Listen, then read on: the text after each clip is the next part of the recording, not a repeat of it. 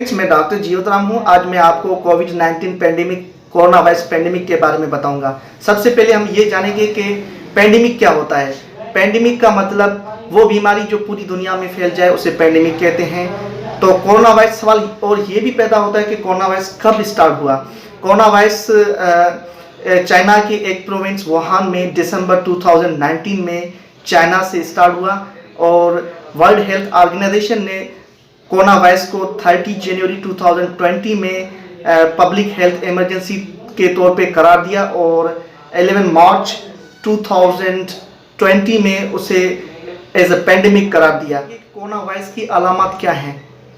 Corona virus की तो अलामतें बहुत होती हैं, लेकिन सबसे जो दो अहम अलामत हैं वो है बुखार और खांसी, फीवर एंड ड्राई कफ। और उसके साथ दूसरी जो अलामतें होती हैं सर दर्द, हेडेक, सोर थ्रोट, गले में दर्द होता है और जॉइंट पेन होता है, जोड़ों में दर्द होता है, चिल्स, वोमिटिंग, उल्टी होती है और उसके साथ कभी कभी रैशेस होती हैं और डायरिया, लूज मोशंस भी होते हैं। तो हम बात करेंगे अब कोरोना वायरस की वजह से कौन सी कॉम्प्लिकेशंस हो सकती हैं। कोरोना वायरस की वजह से नमूनिया भी हो सकता है, सीवियर एक्यूट रेस्पिरेटरी सिंड्रोम भी हो सकती है, कभी कभी पेशेंट को सेप्सिस या सेप्टिक शॉक भी हो सकता है और उसके साथ पेशेंट किडनी फेलियर, उसकी किडनीज भी फेल हो सकती हैं। तो ये कोरोना वायरस की कॉम्प्लिकेशंस हैं जिसकी वजह से पेशेंट की डेथ भी हो सकती है। तो अब मैं आपको एक और कंसेप्ट बताऊंगा कि कौन इंक्यूबेशन पीरियड क्या है। What is incubation period? Incubation period ये है कि जब इन्फेक्शन और इन्फेक्शन की अलामत होने तक जो उसके बीच में जो टाइम होता है उसे इंक्यूबेशन पीरियड कहते हैं। अमूमन जो कम से कम जो कोरोना वायरस का इंक्यूबेशन पीरियड 5 डेज होता है, लेकिन जब हम बात करेंगे तो उसका कोरोना वायरस का जो इंक्यूबेशन पीरियड 1 दिन से 14 दिन तक भी हो सकता है। तो कोरोना वायरस कैसे ट्रांसमिट होता है? कोरोना वायरस की ट्रांसमिशन कैसे होती है?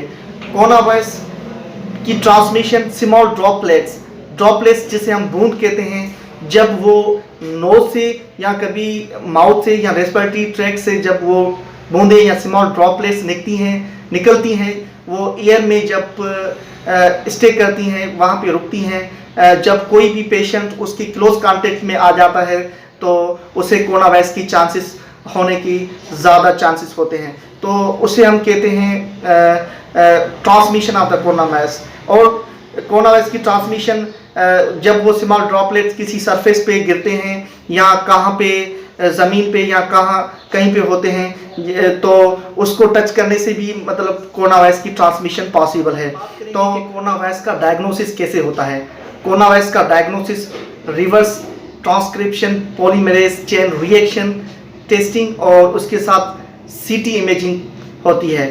तो reverse transcription polymerase chain reaction में क्या होता है कि वो कोरोना वायरस के वायरल आरएनए जो फ्रेगमेंट्स होते हैं उसको डिटेक्ट करती है वो टेस्टिंग। जब सीटी इमेजिंग की हम बात करें तो वो सीटी स्कैन चेस्ट का होता है, तो उसमें हमें ग्राउंड ग्लास ओपासिटीज उसके साथ प्लूरल इफ्यूजन्स नज़र आती हैं। उसके साथ एक और टेस्ट होती है जिसे हम कहते हैं सेरोलॉजिकल टेस्ट, जिसमें जो उस टेस्टिंग में एंटीबॉडीज इन्फेक्शन की वजह से बनती हैं वही डिटेक्ट करते हैं। तो ये है कोरोना वायरस का डायग्नोसिस। करेंगे कि कोरोना वायरस से कैसे बचा जाए।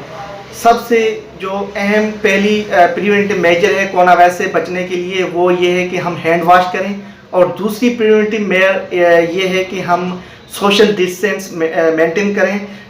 एक शख्स से दूसरे शख्स तक जो सोशल डिस्टेंस 1 मीटर का होना चाहिए। और तीसरी मेजर ये है कि हम फेस मास्क पहनें और रेस्पिरेटरी हाइजीन को मेंटेन करें। और चौथी मेजर ये है कि हम अपने आँख, नाक और मुंह को छूने से परहेज करें। तो ये इम्पॉर्टेंट मेजर्स हैं कोरोना वायरस से बचने के लिए। पैदा होता है कि कोरोना वायरस का ट्रीटमेंट क्या है।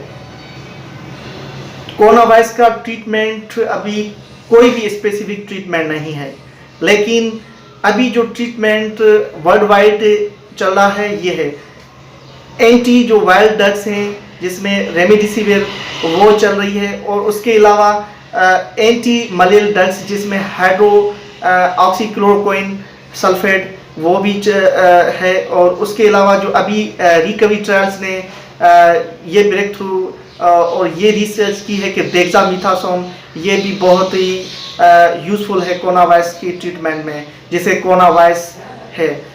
और उसके अलावा कन्वेलेसेंस प्लाज्मा भी वो एक थेरेपी है जो वो भी कोरोना वायरस को ट्रीट करने में बहुत ही हेल्पफुल है। उसमें क्या होता है कि जिस पेशेंट को, जिस शख्स को कोरोना वायरस हो जाता है उसमें एंटीबॉडीज बनती हैं और वो एंटीबॉडी जो प्लाज्मा में होती हैं, तो उस पेशेंट से प्लाज्मा निकाल के जो दूसरा पेशेंट होता है जिसे कोरोना वायरस हुआ हो उसमें ट्रांसफ्यूज करते हैं। तो ये है कन्वेलेसेंट प्लाज्मा। अभी तक कोई भी स्पेसिफिक ट्रीटमेंट नहीं, अभी तक कोई भी कोरोना वायरस की वैक्सीन नहीं बनी है, लेकिन बहुत सारे कंट्रीज हैं जो कोरोना वायरस की ट्रायल्स कर रही हैं, जिसमें चाइना से, यूएई है और रशिया से, यूएसए है, वो कोशिश में है। और काफ़ी सारी कंट्रीज़ जो वैक्सीन की ह्यूमन ट्रायल्स में आ चुकी हैं, लेकिन होप्स हो कि कोरोना वायरस की जो वैक्सीन है वो जल्दी बन जाएगी। अगर मेरा वीडियो आपको अच्छा लगा हो तो लाइक, कमेंट, शेयर ज़रूर करें और उसके साथ मेरा चैनल सब्सक्राइब ज़रूर करें। Thank you for watching this video.